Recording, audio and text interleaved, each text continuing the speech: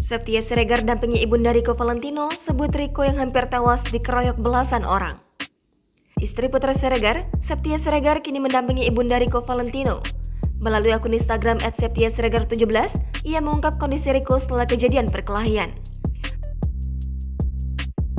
Menurut Septia, Rico Valentino dikeroyok belasan orang hingga hampir kehilangan nyawa. Namun kenyataannya, saat ini Rico dan sang suami yang justru ditetapkan sebagai tersangka. Melalui postingan tersebut, Septia juga mengunggah kondisi Rico dan foto ronsen kepala Rico.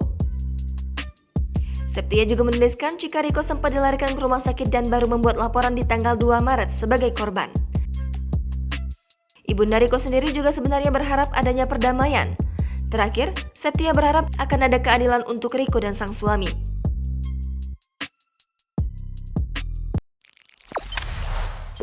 Jangan lupa subscribe, share, komen, dan like ya.